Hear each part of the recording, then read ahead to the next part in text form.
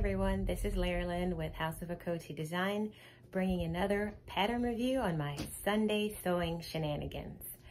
So today I'll be reviewing the McCall's pattern 7789. It's a attached bodice to palazzo pants, aka jumpsuit, and my version is right behind me. Isn't she lovely? Let me give her a little spin so you can actually see the details on this cute little jumpsuit. All right, so I've chosen the Ankara print. It's so vibrant, and you know, the detail, I was a little worried because African Ankara prints are always so busy, but the end result, it's just priceless, usually. So with this M7789 pattern, basically you can create your own look. There are 3 different bodices that you can choose from, and looking at the instruction layout that comes with, you know, all of your patterns, you want to pull that out. You can choose from the tie front bodice. There was a cutout front bodice, and there was also a knotted front bodice. And I actually chose the cutout bodice here. So you've got the bodice top, you've got this little midriff section that's also attached, and you have the wide leg palazzo pants. There's also deep pockets, and who doesn't love a deep pocket to put all of your stuff like I do inside, and that's a great detail feature as well that I loved about this pattern. So basically I started by laying out my Ankara print, which is about a 45-inch fabric cut, right sides together, and I would lay each piece out, of course, along your lengthwise grain or the selvage grain. For the view that I chose, the bodice, cutout bodice with the pants, I needed, for the pants, I started with the pants first. You needed pieces 9, 10, 11, 12, 13, and 14. And you want to make sure, ask me how I know, you want to make sure you cut out, if you look at the cutting instructions, you have the right side of the pattern, the wrong side of the pattern, the right side of the fabric, and the wrong side of the fabric. For pieces 9 and 12, which are your pants, you want to cut out 2 pieces, of course, for the front and 2 for the back. You want to make sure you pay attention to that cutting layout. You want to lay out piece 9 pattern side up and pattern side down, as well as 12 pattern side up, pattern side down. Don't be overzealous because of your sewing skills and just go fast forward without reading those cutting layouts, okay? Don't do what I did. So I did a mock-up though. I always start with a mock-up with a muslin just to make sure the fit's going to be right. And because this pattern is pretty much based on someone that's probably around 5'7" or 5'8", and I'm about 5'3", I typically cut off about 4 to 5 inches, you know, from the leg. And I, of course, made a mock-up to make sure it fit the way that, you know, I would want it to fit me, and it fits fabulous. All right, so let's get back into this pattern review. So once I actually did the cutting layout for my pants, I moved on to the sewing instructions. And this pattern is so detailed, it's so straightforward of what to do to make this, of course, a custom garment to your liking based on choosing the pants with the skirt, you know, the 3 different types of bodices or what have you. So basically, you know, you start with the pants front. One thing you want to be mindful of, if you look at step 4 on the pattern instructions, and I'll show you here, this is where you're attaching that pocket side front to the pocket front to the pocket.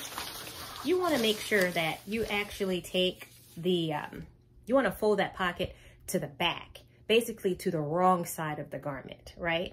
Because if you look at step 3 to step 4, that could be a little confusing when you read it, because you attach the front pocket first, or the pocket piece first.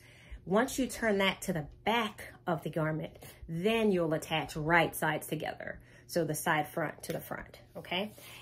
And basically, that was the only part that I thought that could be a little tricky. So once you go past that part, you want to make sure you're matching up all your symbols and, you know, notches and circles, because it's very detailed, very straightforward with that to get everything to line up and for it to hang correctly. All right, so moving on, of course, what was the next thing that could be a little tricky here? You don't want to overlook on step number 8, the circle. There's a circle on the back piece when you're sewing the inner leg seam or the crotch portion. I started basically on the right side of the inseam and sewed all the way up to that circle. You also want to make sure, depending on your crotch depth, hoping that you took those measurements before you sewed the garment and matched all that to the pattern to make sure that the inseam or the crotch portion fits you, so it's not hanging too far down and looking too loose. Or if you have a larger derriere, you want to make sure that you take accurate measurements for the crotch length and the crotch depth as well, and compare that to your pattern to make those adjustments first prior to sewing this up. Okay, so that's important. And then of course, step 8 is making sure that you go back in and do an extra layer of stitching for reinforcement within that inseam. Okay, so basically, the only pieces that needed to be interfaced were the midriff portions, which are here, and you'll have 2 midriff or midsection pieces that'll attach between the bodice and the pant. You want to interface only one of those. And of course, the other one you'll be using on top of that. And if you actually look at step, let's see, 11, it says the inner midriff sections will be used for lining. So it's the non-interface portion that you'll use to attach also to the pant, okay? So then as you move forward to, let's see, step 13, basically you're attaching the midriff section to the pant, and that was pretty straightforward as well. Now, once you get past step 16, again, I actually went backwards because I did the pants first and then I attached the bodice last. But backing up a little bit, going back to step 17 here, once you have your midriff and your pants attached, you also want to make sure that you do your underlining, your understitching, sorry, properly, to keep that inner lining on the inside, you know, from rolling, and, you know, your top stitching just for the, you know, aesthetics of the garment. All right, so the next thing that I did, going back to sewing instructions, I chose the cutout bodice. So you want to move over, don't avoid the stay stitching, you know, that's important, you know, as well as it's showing in step 1 underneath the cutout front bodice. Stay stitching is basically, you know, just a regular machine stitch that you want to use along like necklines, areas where you don't want it to stretch out, you know, basically. So I did stay stitching there, so don't skip out on that. And then steps basically 2 through 6 or 2 through 5 are basically just telling you to put your front portion of the bodice, you know, which is here, that's sewn to the side portion of the bodice, the side front here, and then you have the side back, and then you have the back bodice. So once all of those pieces are sewn together, the straps, make sure that you measure where you would want your straps to sit. So basically, if the bodice comes to about here is where it starts and your strap starts about here, you want to measure that length from here to where you want it to stop back here. I actually added about 2.5 inches to the pattern strap. And make sure when you're reading the pattern instructions, one thing that could be possibly a little confusing is when you insert the strap inside of the lining, you want this strap to sit between the face fabric and the lining fabric. So basically, when you're stitching that bodice together, you don't want to sew all the way across the top because you have to leave room for the strap to go in, okay? So that could be a little tricky when you're reading that as well. And basically, as I got closer to, you know, again, redesigning this to my liking a little bit differently, even though the pattern was great the way it is, I just started with the pants first, where it instructs you to start with the bodice first. So once everything was sewn separately, the pant now attached to the midriff, I then attached the bodice to everything else. I did some hand stitching on the inside. I also modified the bodice a little bit with a couple darts in the front because I didn't do any contouring prior with the pattern. So I added a couple darts in the front here of the bodice and a couple side darts on the side of the side front. And the only other modification I did here was the pleat effect in the front. I actually top stitched along the top portion. And if you go back to the pant pattern, it starts with number 9.